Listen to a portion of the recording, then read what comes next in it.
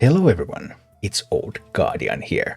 ONYXIA'S LAIR miniset is here and the meta is wide open. I have never seen such a diverse meta in Hearthstone.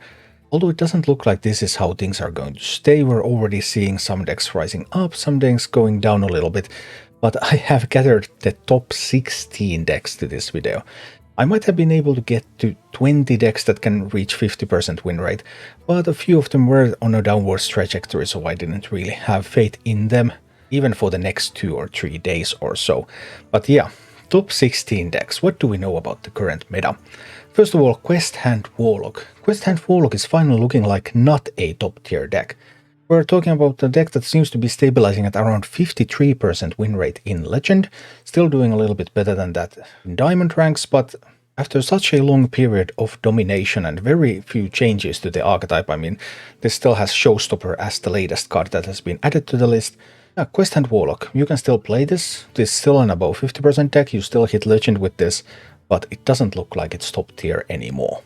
Then again, quest decks are far from being over, because we have Quest Hunter coming in at number 15, and Quest Hunter is on the opposite trajectory, going upwards. It's just a matter of finding out what is going to be the good Quest Hunter list, because Quest Hunter got 2 new cards. There's Dragonbane Shot. Dragonbane Shot is phenomenal, just a great card for this archetype. And then they got Furious Howl. And does Furious Howl belong in the deck? Is Multicaster still the superior way to draw cards? Do you put in both Furious Howl and Multicaster into the deck? There are a whole bunch of questions about Quest Hunter, how to build this.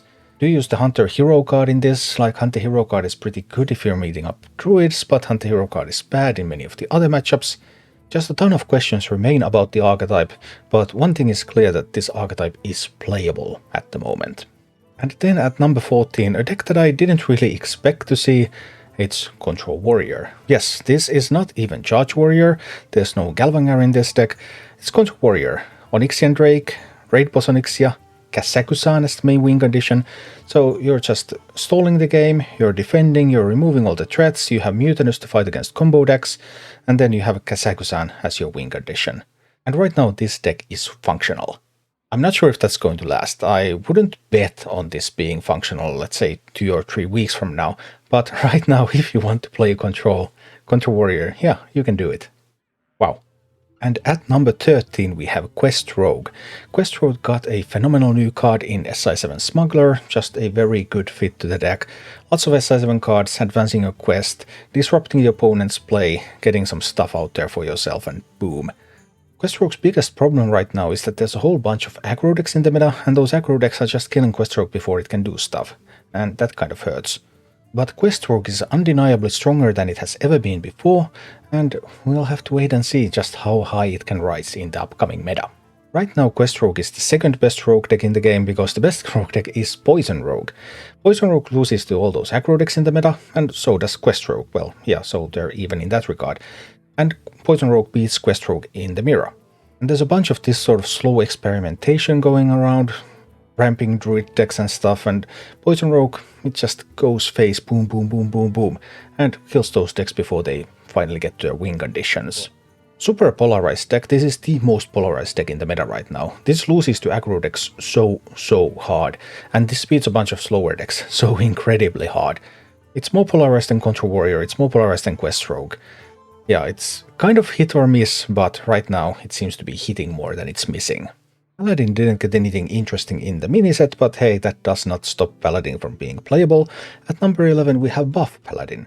There are 2 playable Paladin decks, there's Buff Paladin and there's Libram Paladin. Libram Paladin still seems to be the stronger of the 2, but Buff Paladin is not bad either.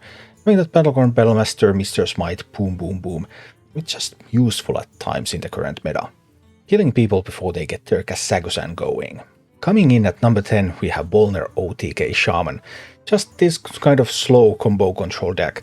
You're taking it slow, removing the threats, controlling the game, controlling the board, freezing the board, and then boom, killing people with your combo.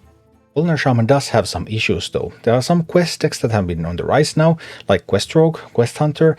With too many quest decks tend to have win conditions that Bolner OTK Shaman cannot contest, and also in the inter-shaman competition, Burn Shaman is just so much better. But if you want to play a slow deck that has a control-ish playstyle, Bolner OTK Shaman just might be the deck for you. And at number 9 we have Libram Paladin, the never-changing, just Libram's buffs, some healing, some damage, some buffs. It just has everything, the jack of all trades, master of none. And if we talk about Quest Hand Warlock having been in the meta for a long time, well, Libram Paladin has been around for even longer, and it's actually winning the longevity race against Quest Hand Warlock, it seems, because Libram Paladin still continues to be good. I expect it to be good all the way to the rotation, and yeah, just a solid deck. At number 8 we have Quest Shaman. Quest Shaman looked like it would be the premium Shaman deck for quite some time, looked like it's a real meta contender, and coming in at number 8 isn't terrible. But Quest Shaman, well, it also has one weakness in Shaman games, and that's Burn Shaman. Burn Shaman is just so superior at doing stuff compared to Quest Shaman that there's no real reason to play this deck in that regard. But if you like this sort of a little bit slower game style, a little bit more controllist game style that can still just last away sometimes and has more complex win conditions than even the Bolner list, then Quest Shaman can still be a good choice. Oh, and welcome to Druidstone. We have a lot of Druid decks in this list, and coming at number 7, the weakest Druid deck possibly at the moment is Aggro Druid, although the competition between which Druid deck is the best is far from solved. Aggro Druid's problem is that Aggro Druid has quite polarized matchups. It has some really good matchups, it has some really weak matchups, and while it can high roll some games, it has less high roll potential than some of the ramped Druid decks. So yeah, a great deck can punish solo decks really hard, but there are also other Druid options which might be even stronger.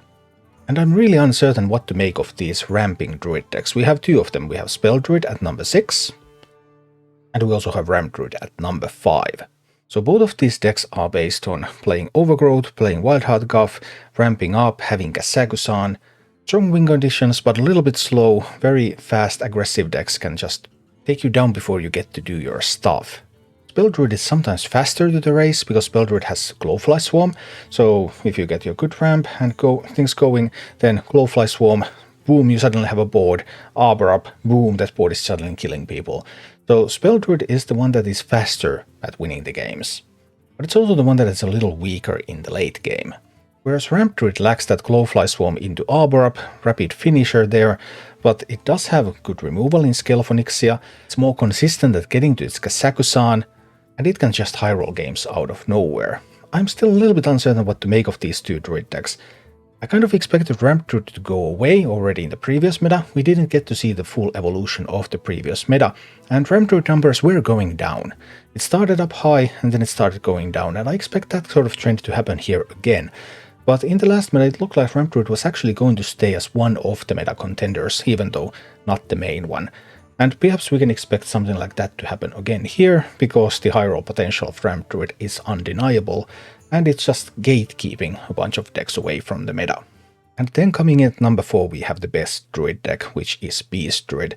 Beast Druid, it can be very aggressive, it can even fight against Aggro Druid in aggressiveness.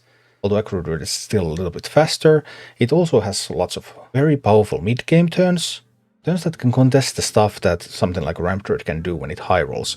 So it's just the steadiest of the Druid decks. Not the most aggressive one, but doesn't run out of juice that fast, but still fast enough. It's not so slow that it would be easy to exploit. Just a very solid, steady deck that doesn't have major weaknesses, so a very strong contender. And at number 3 we have Face Hunter. Face Hunter is just a strong deck, especially now it's early in the new meta, there's some experimentation going on, so that improves the relative position of Face Hunter because Face Hunter punishes experimentation. Right now running Beastalker Tavish looks like a good option. Beastalker Tavish was the best card against rogue decks, and now it has some use against Ramp Druids, for example. So Beastalker Tavish is really a tech card for Face Hunter. You put it in when there's a lot of matchups where it's beneficial, but there's also a lot of matchups where it doesn't really do much and then you just cut it from the deck. But right now it looks like Beastalker Tavish time again. And the number 2 deck, this definitely caught me by surprise. It is Aggro Shadow Priest.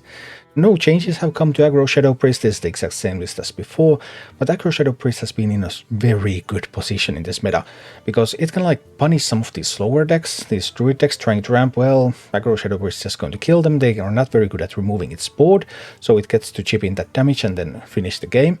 Aggro Shadow Priest is also good in many of the aggro matchups.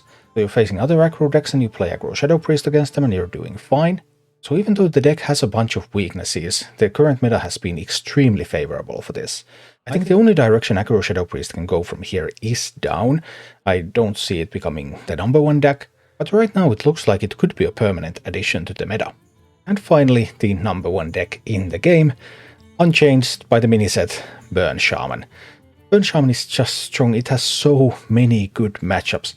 I mean, the vast majority of popular decks right now are good matchups for Burn Shaman. Burn Shaman has like two major weaknesses. One of them is Quest Hunter, that's really promising for Quest Hunter by the way, and the other is Anaconda Druid. Anaconda Druid has been making some sort of comeback to the game. We'll see if that's going to be enough. I mean, that would already be the 5th playable Druid archetype, but having a good matchup against Burn Shaman just might be the thing that it needs. But yeah, Burn Shaman, this sort of aggro combo deck, so you chip in some damage and you can also slow down your opponent, and then you can go for a combo finisher, or you just max spells to the face and chip that damage in. Multiple ways to finish the games, and potentially has even like OTK finishers, so very difficult deck to play against. And that makes Burn Shaman the best deck in the game right now. So obviously this early to the miniset, the meta is in flux. The miniset was influential, the miniset has affected the meta. Sometimes like 35 cards, can they really change the meta? Well, yes, they can. But I expect a lot of meta evolution to happen already in the next few days.